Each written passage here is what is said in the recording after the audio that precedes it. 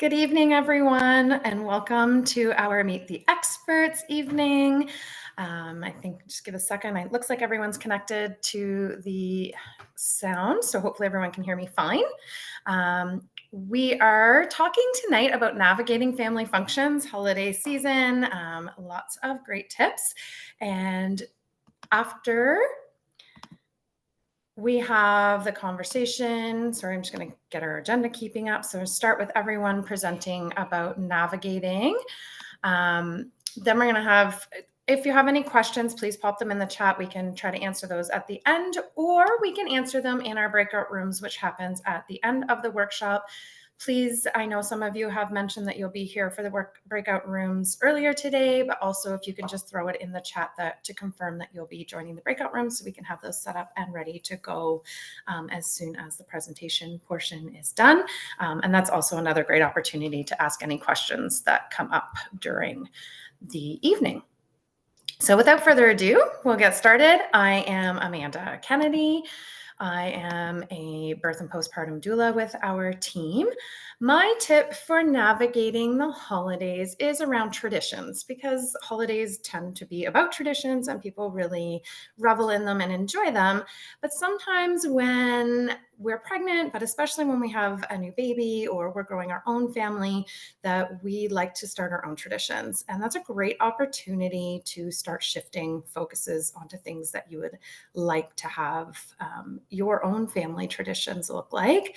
I know a lot of people spend holidays with their families, and sometimes that can look like a lot of travel and running around with a little person, especially a newborn. It's a great idea to start those conversations if you're pregnant this year and expecting a baby to be here for next year, or the next holiday that comes up. It's a great time to start planting those seeds about what you would like that to look like, how some things might be adjusting. Also a great opportunity from a practical point of view to introduce some ideas, like potentially if you are the person who does a lot of the cooking around holidays, or you're doing most of the hosting, that maybe it shifts to something more like a potluck so people can be participating more and you can sit back and enjoy it, still have the piece of your tradition that you really value, but take some of the workload off of your own plate and spread it around to people. Everyone's looking to help out new families, and a shift in a tradition can sometimes be a really cool and fun thing that happens, and really special way of welcoming a little person into your family. That is my tip. I'm going to hand it on to Carla. Hi, everybody. My name is Carla. I am a postpartum doula. And my tip, I guess, kind of feeds off of Amanda's in a way, because we need to set expectations early. So again, whether you're pregnant, whether you've already got your baby, whether it's now or future holidays, even saying things like, we're going to try and come. Or we'll try and come, but we might not be able to stay for very long. Or honestly, just being upfront and saying, look, I'm really tired.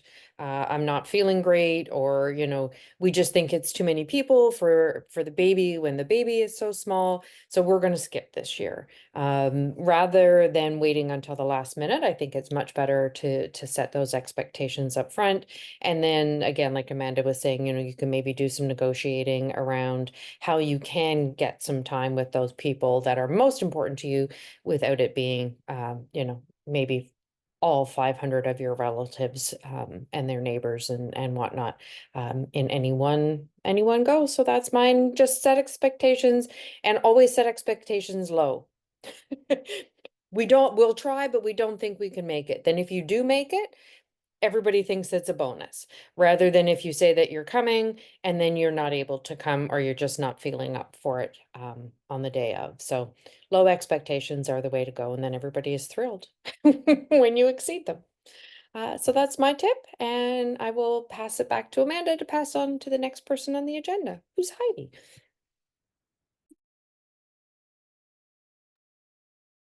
Good evening, everybody. Yes, my tip this evening really is, I think, what you'll be hearing from all the doulas, which is permission, permission to make the holidays what is best for you. And so The tip is really less is more. Or another way that people talk about this principle is called the KISS principle, which is keep it simple, sweetheart. We need to prioritizing and letting go of some of the things that don't need to be at the top of our lists. So focus on one or two of the really special things that will make your holiday event or events wonderful for your new little family is the recommendation. We have so many pressures, so many societal pressures on us this time of year that they're unnecessary. You know, feeling that your house has to be perfectly tidy or perfectly decorated, or the food has to be spectacular, or every gift has to be perfectly thoughtful and wrapped and excellent, and that we are expected to spend quality time with so many people. So deciding what of those or other holiday wishes are the most important for you and just focusing on that. Um, so it may be deciding how best to spend that quality time. And people have already said, you know, make it short, be realistic. Um, you can always, you know, there's such a large time in the holiday, and you can even just say, let's book something in January or February into the future. And at least then you've made the effort, but it's later. um, yeah. I just wanted to, you know, just remind people that this should be a really happy time of year, and the greatest gift, if you haven't or if you have had your baby, is your baby. And sometimes that's all there is necessary to give this time of year to your family, is just to show them that you have provided a new family member and you're taking good care of them. And I think a lot of people will really appreciate that gift. Um, so again, less is more, and keep it simple. And I will pass it on to the next doula. Laura. Hi, good evening. My name is Laura. I'm a postpartum doula with Helping Hands. And the tip I'll be sharing today is to check in with yourself when navigating a gathering with your new baby. So, when you have a new baby, you're going to be learning and following their cues for all sorts of things. When they're hungry, tired, if they are overstimulated, and so on. So just like you would adapt to support them with their needs, I want to encourage you to do the same for yourself. Follow your own cues. So how are you feeling? If you are hosting a gathering, make sure that you get to eat food. I find that that seems to be something that I notice a lot with just families in general, that they're so busy hosting and making sure everyone else is taken care of. Make sure you're taken care of too, and that you get to sit down, enjoy a meal, and stay hydrated. If you're feeling overwhelmed, is there a quiet place for you and your baby to escape to for a little while? Or is your partner or someone else available to take care of your baby while you go to that quiet place to just take a minute? Are you tired? Perhaps it's a good time to head home. Some of these may seem really simple, but regularly checking in with yourself will allow you to enjoy the time that you are at the gatherings, and it will help you to stick to your boundaries as well. And I think there's a theme that we've been talking about so far. So I just want to continue that and encourage you to follow your cues, and enjoy your holidays.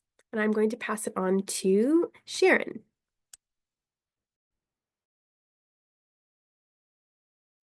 Hey everybody, welcome tonight. So my tip is just to say, to give the heads up if you're going somewhere or having people come over, that you don't necessarily have to pass the baby around to everybody. Everybody's excited. Everybody probably wants to hold the baby. You know, if there's toddlers or little kids, they're so thrilled to be able to hold the baby. But this is also flu season and cold and flu season. And so many of the kids are coming home from school with different things. And I think it's totally, totally fair and right for you to make the restriction that you will not be passing the baby around. You know, people might want to hold the baby or whatever, but that's not what you want to do at this point. You know, it depends on the age of the baby, but some families are very particular with fragrance, and maybe Aunt Susie likes to really put on the perfume or hand cream, and you know, it's going to be kind of crazy enough for the baby just to be in a busy environment, but having the closeness of their mom or their dad without being passed around, I think is very important for you. But giving people the heads up before they come so that you're not embarrassed, or they're not embarrassed if they put their hands out and want to grab the baby, and you know, just putting those boundaries up ahead of time. So that would be my tip, is to give the heads up to people before they arrive that if your choice is not to share the baby around with people, which is probably a very good idea this time of year, so that nobody is surprised and go, oh, I can't hold the baby. So, you know, they know ahead of time what you're thinking and why. And I think that goes a very long way and keeping your baby safe and healthy and yourself. So that's my big tip. So I'm going to pass it to our next doula, who is Jade. Hello, good evening, everyone. My name is Jade, and I am a postpartum doula. My tip for navigating social gatherings this time of year is to identify the allies in your circle or in your family. That could be your partner, it could be a sibling, maybe a cousin, and then having a conversation ahead of time before you go into those social gatherings, and creating somewhat of a social safety phrase. So, for example, you could say something like, let's grab some air, or can you help me? So that way, when you're in situations or conversations that are uncomfortable, or they're no longer productive for you, but you feel stuck there, you can use those safety phrases and they can get you out of that situation. Or if you just need them to like hold the baby, or come with you for a walk outside because you just need to get some air, to get some space, or to step away into a quiet room for yourself. So you can kind of just like get back into balance and feel at peace again, and actually enjoy the company that you're around, because that's the whole point in spending time with friends and family this time of year, is having it be an enjoyable thing. And if you're feeling like it's overwhelming, having safe people around you that you can share that with, people that will not only respect your boundaries, but that will also encourage them and reinforce them, because they know what's best for you. So that's my tip, and I will pass it on to Mandy. Hi everyone, I'm Mandy. I'm a postpartum doula, and I want to talk about planning ahead if you want to go to like bigger gatherings. So my tip would be to reach out to the host to discuss any specific needs you might have. If you're pregnant, let them know if you need a quiet space to rest, or any food you like can't eat or have to eat.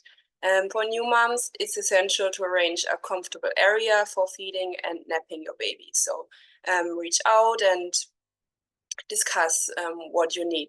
My second tip would be to plan your essentials, like pack a well-stocked diaper bag with all the essentials you might need: diapers, wipes, change of clothes, feeding supplies. And if you have everything organized, and it will make it easier to manage any unexpected situations during the gathering. There's so much going on, and you don't want to like look around for search for things you might need. And if you're like organized beforehand, you can go to the gathering, ask them for the quiet spot that they prepared for you, or the room that you can use, and get everything ready. Put your diaper bag there, or your feeding pillow, your change of clothes, like prepare a little snack and a drink. So if you need to go to that area, you are already prepared. You don't have to walk around the house and ask for stuff. So everything is ready, and it makes it easier to escape and have like a quiet time. And I think I'm the last one. I pass it on to Amanda. Yes, you are. Thank you, everyone. I always love hearing everyone's tips. It's good reminders for me as well, even with teenagers. So the next portion of our evening, we're going to head into the breakout rooms. I'm going to give you a little bit of information around that.